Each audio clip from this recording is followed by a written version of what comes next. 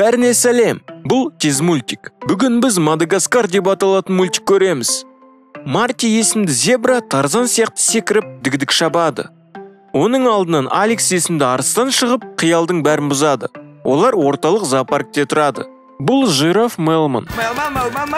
Ал мынау Глория есімді бегемот қыз. Олардың бәрі зоопарк келушілерінің көңілін көтеріп, жайбарақат өмір сүреді. Бірақ Марти бұндай өмірден жалығып кетті. Бірде Мартидің участогында жерді қазып пингвиндер шығады. Олар Антарктидаға қашу үшін туннель қазып жүр екен. Бұл кездесуден кейін Марти де сыртқа, жабайы табиғатқа кеткісі келеді. Кешке достар Мартидің туған күнін тойлайды. Марти достарына жабайы табиғатқа, еркіндікке шығуды тілегенін айтқанда, олар ойбайлап кетеді. Енді олардың бәрі үйреніп қалған ғой шықты. Марти достарының қолдауына үміттеніп еді, енді көңілі түсіп кетті. Мартиден басқасының барлығы ұйықтауға жатып, зебра қашып кетеді. Мелман оның жоғалғанын байқап, Глория мен Алексқа хабарлайды. Сөйтіп үшеуі достарын іздеуге шығады. Жолда адамдарды шошытып, сосын бір ападан таяқ жеп, олар ақырында пойызын жіберіп алған Мартиді табады. Сол кезде оларды полиция қоршап алып, төртеуінен бөлек зоопарктен қашқан екі маймылды және Антарктидаға бет алған әлгі пингвиндерді ұстап, оларды ұйықтатып, кемемен Кения, яғни Африкаға табиғи қорыққа жібереді. Біздегі ақсу жабағылы деген сияқты. Алекс жәшікті есін жияды. Оның жанында достарының жәшіктері. Алекс Мартиге мұның бәрі сенің кесіріңнен деп күңкілдейді. Кемеде маймылдар мен пингвиндер де бар. Пингвиндер Африкаға барғысы келмейді. Сондықтан олар кемені Антарктида жаққа бұрады. Қатты бұрылу нәтижесінде төртеуі аударылып, кемеден түсіп қалады. Біраз уақыттан кейін сол төртеуін Мадагаскар аралына шайып тастайды. Олар бір шу естіп, соған қарай жүреді, адамдар шығар деп. Бірақ бұл билеп жүрген лемурлар тайпасы екен. Кенет биші лемурларға фоссалар шабуылдайды. Алекс үстіне шығып алған өрмекшіні көріп айғайлап жібергенде, фоссалар оның даусынан қорқып қашып кетеді. Болды братан деп. Лемурлар королі Джулиан оларға фоссаларды қуып жіберген үшін алғысын білдіреді. Достар олардан бұяқта адамдар бар ма деп сұрағанда, Джулиан скелетті көрсетеді. Алекс ойбайлап, мамочки деп аралдан жүзіп кетпекші болады. Бірақ Глория оны сен жүзе алмайсың ғой деп тоқтатады. Алекс әлі де Мартиге ашулы, сондықтан ол аралды екіге бөледі. Бір бөлігі Мартидікі, екіншісі аралдан кеткісі келетіндердікі деп. Алекс, Глория және Мелман бостандық ескерткішін жасайды. Бірақ Мелман оны байқаусызда өртеп жібереді. Содан Алекс қатты ашуланып, Глория мен Мелман жағдайы жақсы Мартиге кетеді. Жалғыз қалған Алекс пальма ағашынан help, яғни көмектесіңдер деген сөз жасайды. Сол сәтте Марти кеп досын шақырады. Алекс басында өзінше жоқ дейді, бірақ кейін достарына келеді. Достар балдыр қуырып жеп, ауыздарын теңіз суымен шаяды. Алекс қазақтар сияқты ет жеп үйренгендіктен шөп шалаңға тоймай қалады.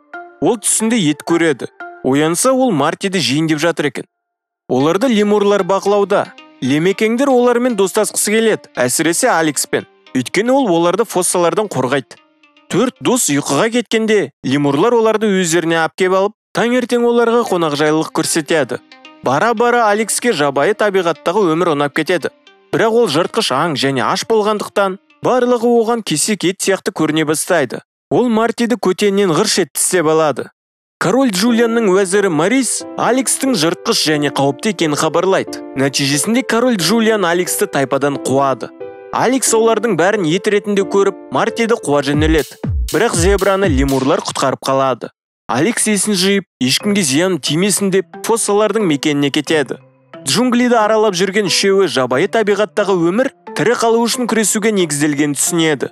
Және Марти өзінің қателігін түсінеді. Күтпеген жерден олар кеменің дыбысын естіп, барынша жақындап оны шақыра бастайды. Кеме оларға жүзіп кеп, ішінен Антарктиданы Астана сияқты суық деп ұнатпаған пингвиндер шығады. Сол кезде жануарлар Мартидің жоқ екенін байқайды. Ол Алексті шақырып келуге кеткен болу керек. Зебраның өлуіне жол бермеу үшін шкипер құтқару жоспарын құрады. Сол мезетте Марти Алексті тауып, кеме кел, жүр Нью-Йоркқа, орталық зоопаркке қайтамыз дейді. Бірақ Алекс, кет, саған зияным тигізгім келмейді дейді.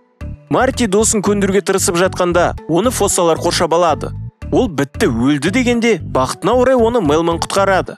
Сөйтіп үшеуі қашып келеді. Пингвиндер құтқару операциясын бастайды. Бірақ фоссалар тым көп. Кенет арыстан ақырады. Алекс бұл жануарлар оның олжасы екенін, және бұл аумақ оныкі екенін мәлімдейді. Қорқып бұтына түшіп қояйын деген фоссалар қашып кетеді. Бұның бәрі достарын құтқару үшін жасалған қойылым болды.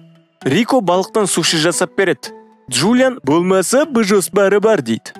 Балық мысыққа ұнады. Үстел басына жиналған бәрі ауыздарын теңіз суымен шаяды.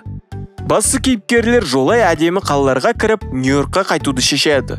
Аралда қалуды шешкен пингвиндердің бірі, дәлірек айтсақ рядовой, шкипер, мүмкін оларға жанармайдың қалмағанын айтармыз дейді. Шкипер, жоқ, жымиямыз да қол бұлғаймыз жігіттер, жымиямыз да қол бұлғаймыз дейді. Осы жерден бұл тез мультик аяқталады. Соңына дейін көргендеріңе рахмет. Әдеттегідей комментарийде 1-ден 10-ға дейін баға беріп, арнаға жазылып, жаңа мультиктерді жіберіп алмау үшін колокольчикқа басу арқылы қазақша контенттің дамуына үлес қос. Келесі аптада кездескенше.